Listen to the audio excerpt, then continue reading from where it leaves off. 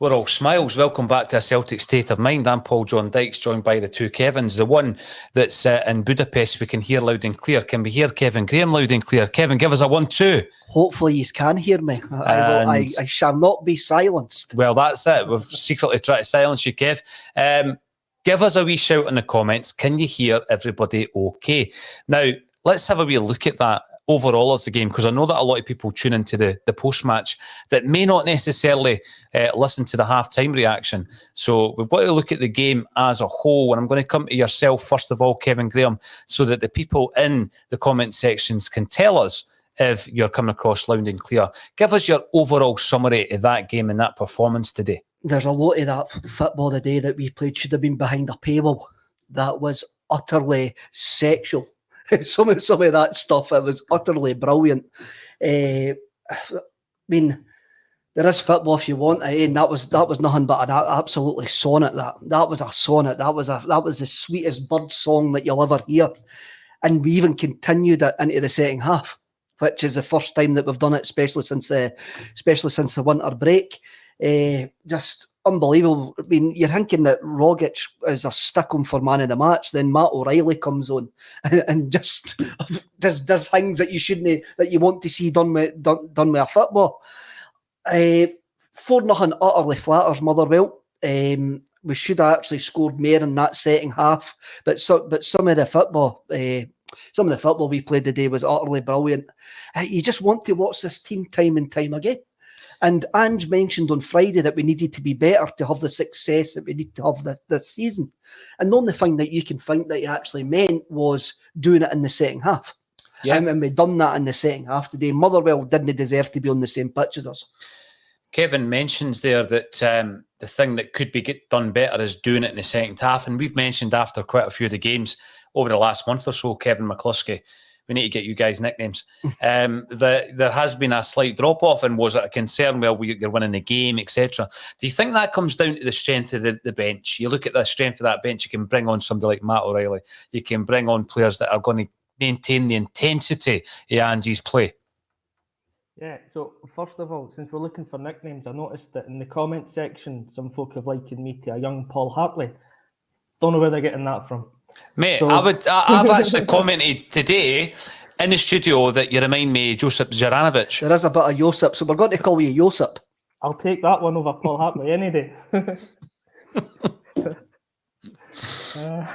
the beard. It's the beard. It's the beard. It must be that.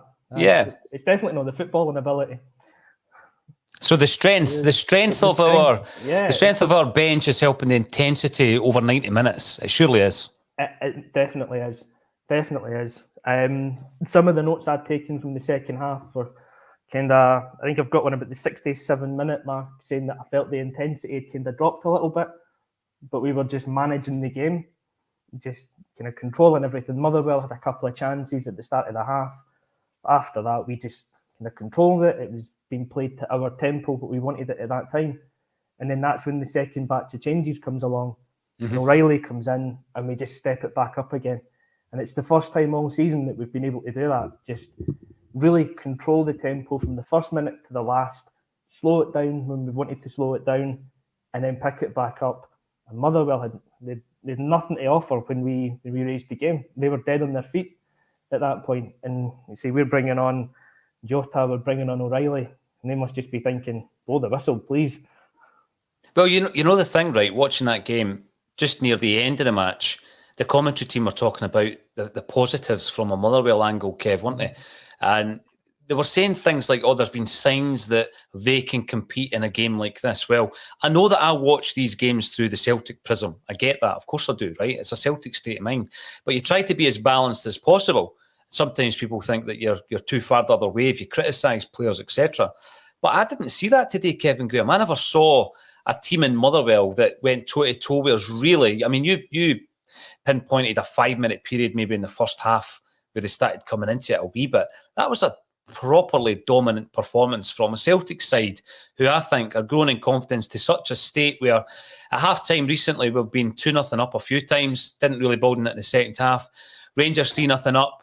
Certainly didn't add any goals, but, I just thought it was a really professional, dominant performance on Wednesday night. But tonight, like Kevin McCluskey said there, we were able to build on it massively due to the quality of the subs that came on. But I don't get that narrative that Motherwell were in that game at any point. Sky have got to try and package and sell Scottish football.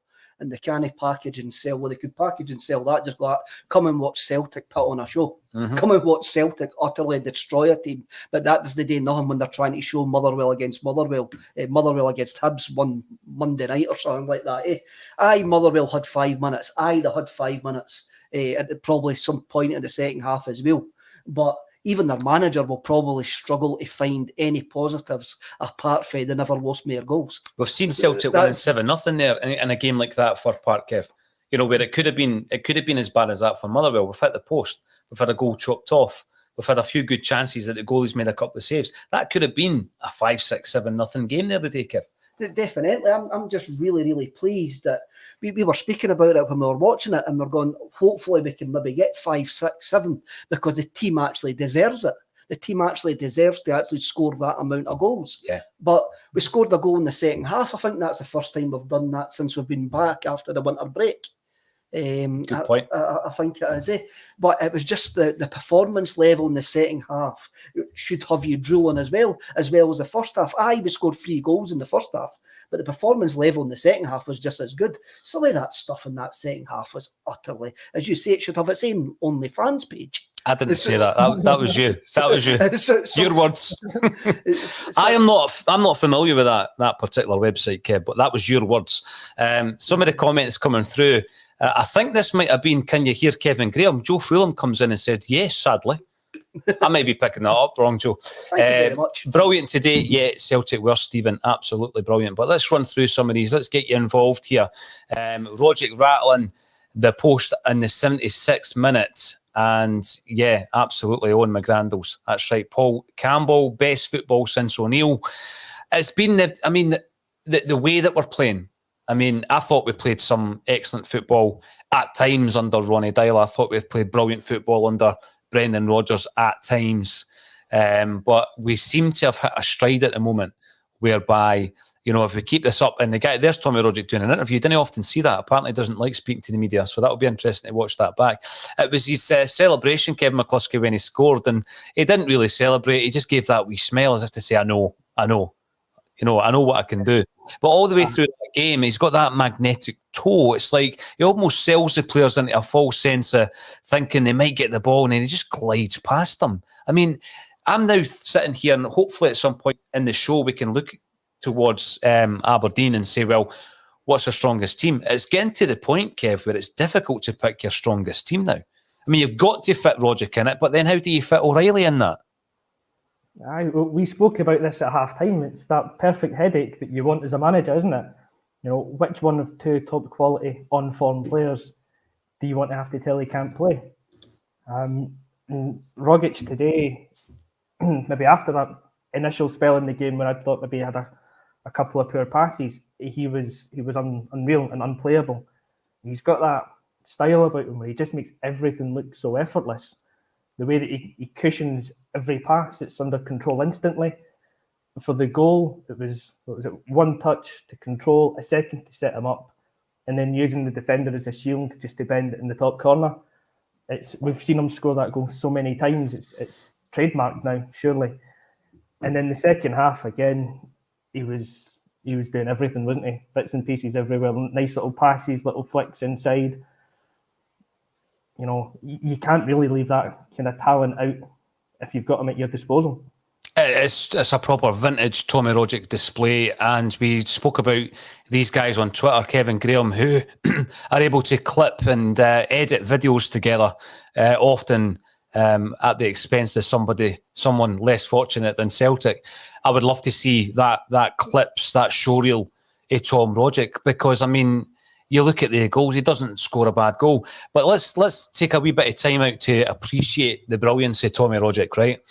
So Ange Postecoglou came in, and maybe obviously a lot of people were saying, oh right, there's another chance here for Tom Rogic because they've worked together. He's managed them for the national team, Kev.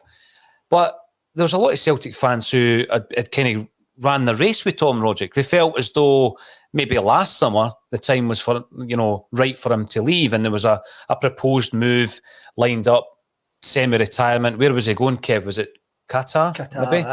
Maybe. He comes back in. He's now a key element in the Celtic side. When we're playing the best football that we can play, he's normally pivotal to that. He's normally a key player in it. Kev, now, obviously, Anschutz had a massive part to play in that, but how impressive is Tom Rogic in all of this? I mean, he has been written off time and time again, I think, as at least a couple of times as a Celtic player. He's come back in. He's one of the most important players in that squad. If you want to be cliched, and let's get the cliched narrative out, like, he's been reborn under Postecoglou.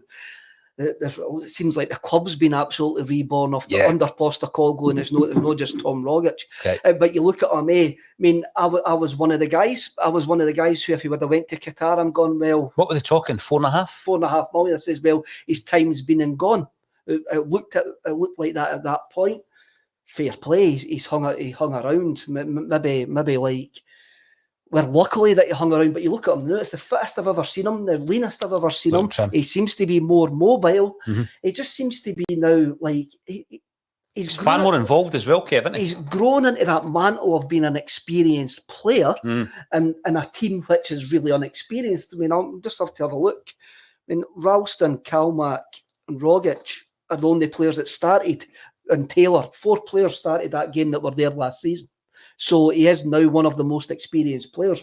But on his day, and we've seen it so many, many times, he's back at... Is he better in 2016 peak, Tom Rogic? He's more consistent, He is more consistent. Postecoglou deserves an awful lot of credit, but the main credit comes actually down to the player. Yeah. The player's actually stepped up and doing... It's looked like he's enjoying his football. He looks like he's enjoying the way that we want to play. There's a set style that he wants to play. He's got a bit of freedom that he actually wants. I mean, his step-overs, his feints, his dummies, the way that he can score goals. He's got absolutely everything. But now, he's got somebody, Matt O'Reilly, pushing him. Yeah. Going like, I can do that as well, Tam. If you can do that, I can do that as well. I've just come in. Once Matt O'Reilly gets a bit more conditioned into the way Postecoglou wants to play, Rogic has gone, well, I'm maybe even going to get a wee breather every now and again. I didn't need to actually be playing the 90 minutes all the time, And it's a great, great problem to have, as Kevin says. Mm-hmm. But now, it's a 16-team game. It's a 16-man game now. I mean, I think if we go back to Brendan Rodgers, what Brendan Rodgers used to say was the starting 11 is just as important. The finishing 11 is just as important as the starting 11. And that's the same under Postecoglou now. Yeah. Because we go into it, as he kept on saying, we don't stop. We really, really don't stop. We never stop. Just looking at me, this finish. What a chip. Is there a deflection there? Maybe slightly. Right, Jock Steiner comes in, and I don't know which Kev he's talking about, but apparently Kev is looking 10 years younger. Is it? I'll take that. Is it our Budapest Kev? Is he looking 10 years younger than Paul Hartley? Is it Kev Graham? I'd like to hope I'm looking about 10 years younger than Hartley. I hope so as well, mate. Sean H comes in to say it is ridiculous that after a 4-0, I think a team is going to get demolished by us one of these days. I was getting that feeling at half-time. I think I had the feeling against Hibs, 2-0 up. You know, against Rangers the other night, I felt, particularly the fact we went in 3-0 up, but we had 4 chances in the first half. And Subbard pointed out, we spoke about the penalty shout. It kind of got lost in the celebrations. You know, the penalty shout on Wednesday night where Giakoumakis is basically manhandled to the ground in the box, nothing given. It was a clear penalty for me. Tell me what you think in the comments section if you think I'm looking through green-tinted spectacles. We had 4 good chances, so as well as the 3 goals, we could have gone in 4-0 up, and the second half might have been different. So yeah, I do think that we are going to come up against someone who's going to take an absolute tanking from Celtic, especially now that these players are coming back into the manager's squad. We're talking about Tommy Rogic, Kevin McCluskey. I'm going to ask you the question there. There is such a thing as your best starting 11. I know we're trying to get to the stage where we've got a great player times 2 in every position. And I think we've got that across the field. You know, we've got it on the right-hand side, I think, with Abada and Forrest pushing each other for that position. I think we've got it in certain areas in midfield. Tommy Rogic, Matt O'Reilly. Does Tom Rogic make it into your starting 11 when everybody's fit? That's the toughest question you could probably ask today. I think yes, he does, but Matt O'Reilly's beginning to push him pretty close for that.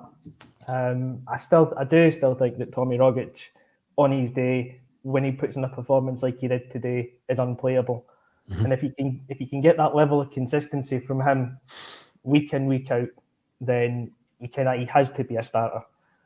But then it is that thing of, it's so good to have somebody like O'Reilly who's just pushing him now week in, week out, knocking on the door for that first team place. It's something we haven't had for a long, long time, and it's such a good thing to see. It is, and let's not forget, we've still got Eddie Gucci and Davy Turnbull to come back in. Yeah. Kev, I mean, Kev Graham, where does that leave? We haven't seen enough of Gucci. You know, he came in, he looked impressive, he was kicked off the park. David Turnbull, though, I mean, he's a guy for me that I'm a huge fan. I mean, he won all the personal accolades last year, and rightly so for his performances. He comes in to the team maybe October last season, and then he's a permanent fixture in the team till the end of the season. He starts off this season, his assists are there, he's scored quite a few goals, and then he has that unfortunate injury that's kept him out since the League Cup final. Where does David Turnbull come into this equation then? Because, I mean, that's a tough midfield to get back into now, isn't it? It's a tough midfield to get back into, but Ange already says that he likes to rotate players because it's a tough shift in an Ange Postecoglou team. And these guys will get minutes. These guys will get minutes. They will get games when they start. As Postecoglou says, he doesn't really do resting players, but he'll bring players in and out because he knows it's a tough shift. You look at that. You look at that today. We made 5 subs today. If they keep the 5 subs rule, then if you want to keep that energy going for 90 minutes, guys have got to come on and have decent 30 minutes. Guys have got to come on and actually hit the ground running. The problem that we had in September, October, November, maybe going into December, is the reason that David Turnbull's injured is because we just played him far too much in a very, very highly stressed, highly intense situation. So that's now you're saying you've got those options. When you look at Bitton comes back in today, you'll probably say, well, that's more than likely to be Gucci. Once Gucci's actually fit to come into that, because maybe Gucci's more an Ange Postecoglou fit.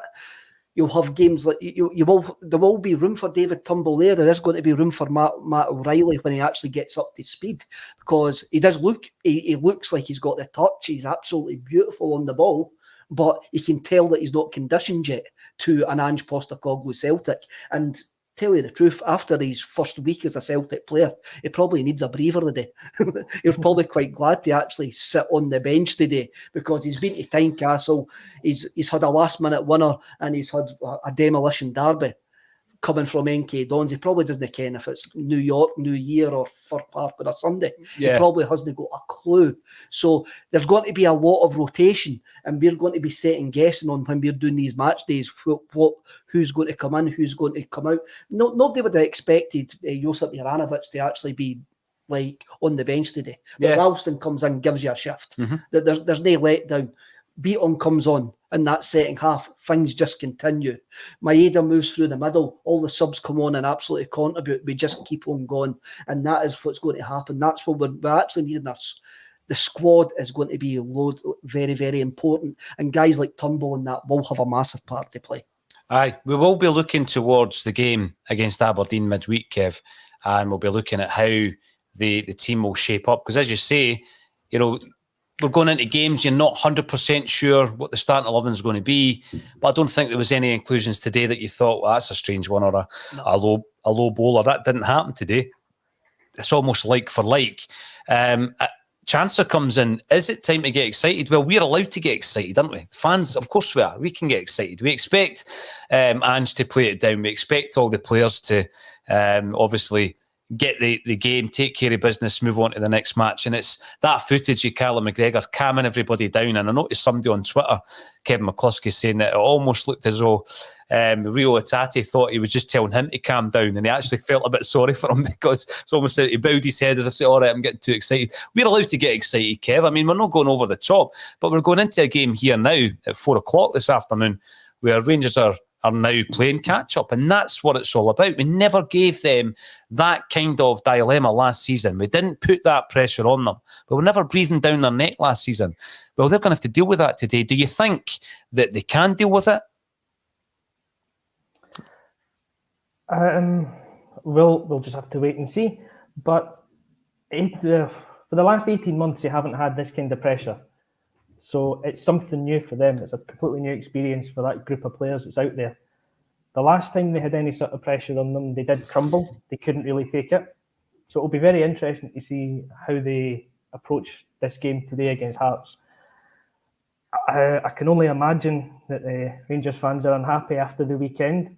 So they're not kind of renowned for being easy on their team. So, you know, if things start to go badly for them in the first 5, 10, 15 minutes of that game, if they're not on top of it, then you could easily see the crowd turning on them. And I don't know if they've got a strong enough group of players that can really cope with that, with things going against them. So it'll be interesting to see that one. It's a good point. It is a good point, because that was spoken about a hell of a lot last season, wasn't it? About the fans and how having no fans benefited some teams and it hindered others. So yes, if things don't go their way in the first 15, it'll be an interesting dynamic to see how they react to that forever. And ever Celtic comes in, thanks for joining us. You're a regular viewer and you're watching on YouTube. By the way, anyone watching on YouTube, get yourself subscribing on there. We're growing the YouTube channel because we've got a lot of content coming your way, Celtic State of Mind content. And you know that we do the interviews, you know that we do shows like Schema Celica, which is presented by our very own Kevin Graham there. But we do have bigger plans. We're going to be bringing Celtic documentaries your way, and they will be free to watch on YouTube. So get yourself subscribing. Lots of exciting things happening at A Celtic State of Mind. And by the way, I tweeted out quite early in the morning because I fell asleep earlier. It's an age thing, Kev. You have a wee nap at about 8 o'clock when you're putting the bairn to bed, and then you're up till 2 in the morning. But people think you're up living it up. You're just watching Netflix. And I put a tweet out there, and it was the final amount that we had raised. We collectively, not Acsom, we as a Celtic support had raised for St Mary's, just touching 29k, which is astronomical. It's an incredible amount. And it just shows you that, you know, when people come together on a platform and you build a community, you can push it on to do good for worthy causes. And what more worthy than the birthplace of Celtic? So yeah, get subscribing on there. Loads of stuff for us to show you in the weeks and months to come. Forever and ever Celtic says Taylor was immense again, as was the rest of the team. The reason I'm bringing this up is because JP and I had a good chin wag about the game the morning after, on the Thursday show, Kevin Graham. And after it went off, as we always do on a Thursday, we ran out of time and we didn't get a chance to speak about Taylor because he performed particularly well on Wednesday night. And I think he's followed it up with another excellent performance. And he's one of the players, Kev, who has divided opinion. But I said during January that there's no way we're going to bring in another left back unless we offload someone like Bolingoli, because we've got too many left backs. Is he proven to you that he can carry that off as the first choice left back without us going out? Because I said if we were to sign another left back, we need to do it in the style of Juranovic, you know, bring in someone of that kind of quality. I think Greg Taylor is coming onto a game. I think he's shown in the last couple of games we don't really need another left back. Would you subscribe to that? I think Greg Taylor doesn't need to impress me. He needs to impress Ange Postecoglou, and Ange Postecoglou gave him a new deal. So I think that actually says that everything what Postecoglou sees in Greg Taylor, whether it is as a first choice left back or a backup left back, we do not know. That will only become clearer in the summer. But I had not an argument, but we had a discussion about this. when people were talking about bringing in another left back in January, I didn't see the need. I think we've got 2 decent domestic left backs. Who's your second choice? Liam Scales? Liam Scales is a second choice at the moment. It could be that we actually see and we've got Juranovic, of course. Juranovic comes on at left back as well. But also, do we see a future for Adam Montgomery at left back? Is he going to come back from Aberdeen in the summer? Started yesterday, didn't he? And actually become that player. Greg Taylor is a decent domestic footballer. He was a decent domestic footballer who, at a young age, had played over 100 games for Kilmarnock. Mm-hmm. I always go back to the problem was he was replacing Kieran Tierney, and people just thought he wasn't good enough to replace Kieran Tierney. Now, Kieran Tierney was a generational talent, and Greg Taylor came in. He got a bit injured. He had his injuries, but also he was coming into a team where the wheels were falling off the bogey under Neil Lennon, and people were looking for targets, and he was one of the targets.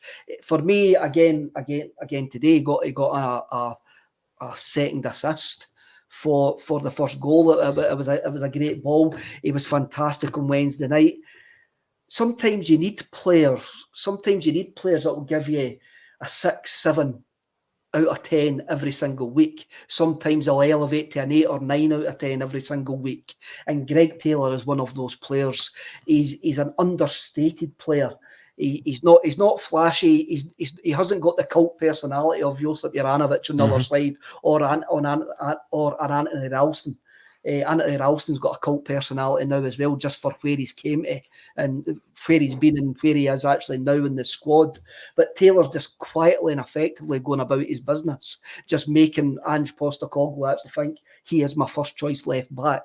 But for me, I think it was shown last week that Postecoglou also trusts Scales to come in at left back, because Postecoglou's done this a couple of times. He actually swaps the fullbacks. And I think he's got 4 fullbacks there that he actually trusts that he can get a decent level of performance from. It's incredible, the turnaround. I mean, not that long ago, we're going into that Tynecastle clash, not talking about fullbacks here, but looking at the midfield and throwing a midfield together of Hatate and O'Reilly, and you're thinking at that point, how are they going to respond to that? And now, a couple of weeks down the line, we're kind of spoilt for choice. And we've still got Iriguchi and David Turnbull to come back in. Waiting in the wings, you've still got Sorrow and McCarthy, who obviously didn't feature today, but did come on Wednesday night. What a performance, says a Facebook user. We do bring up your comments if you comment on Facebook and other platforms. It's just that YouTube gets the vast majority of the views, and therefore far more comments come in on YouTube. Red Scotland loves Nero, as Ange calls him, and he is an important part of the squad. Comes in 1 week, he's a captain, a couple of weeks later he's on the bench, but when he comes in, he's a no kind of fuss, no frills type of player. Kevin McCluskey gives me the impression that he would be low maintenance for Ange Postecoglou, but a wee bit like Tommy Rogic, very important that he brings in that experience. He's got kind of the same amount of time at the club as Tom Rogic. You know, he's at that kind of 9-year stage. But that's hugely important this season. And him, Rogic and Ralston are going on to potentially have their best seasons in Celtic jerseys. Yeah, I think Nero's experience is one of those understated qualities that he brings to the squad just now. I think you forget that he's been here for that long. And I kind of agree with that statement that I love him as well, because I think he's a classy player when he's on his game. We know he's had his issues when he's played at centre back before, but he's not a centre back, and that's been the result of those issues. But putting him in the midfield in that number 6 role, he's a very composed and kind of classy midfielder. He never looks under pressure, never looks flustered when he's on the ball, and his I like his distribution. He's always kind of looking forward for the pass, and if the forward pass isn't on, he'll play the simple pass and then makes himself available for the next one. He's had his few rash moments, but generally I think this season he's kept himself in check. His discipline's been good, apart from the Midtjylland game at the start of the season. And, you know, he's maybe not going to be a regular starter in the first 11, but again, is that experienced player to come off the bench, to be the calm head in the midfield when we need it. I think he's definitely got a role to play. And yeah, possibly this is his best season, maybe not since in total for us, but definitely in the last 2-3 years, this will be his most consistent campaign. Yeah, I thought he was unlucky with his second red card this season. Joe McAlinden comes in. Welcome to the show, Joe. Wednesday's dominant performance for the first 25 minutes, he says, tongue-in-cheek, has lifted the belief of our squad to the next level.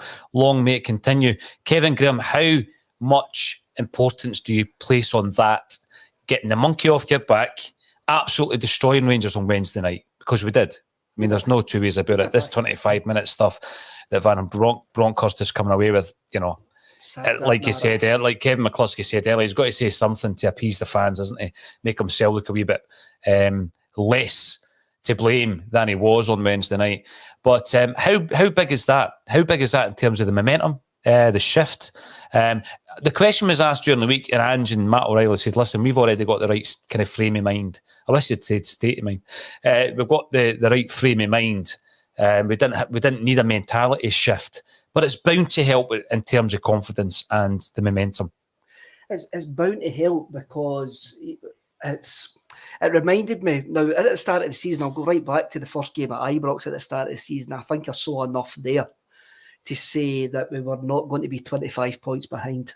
And where we are now, for me, is absolutely phenomenal. You had a bit of a Cam Doon moment there, eh? Cam Doon, guys. I did, but that was more to do with the way I done it was wrong, but that was more to do with my COVID.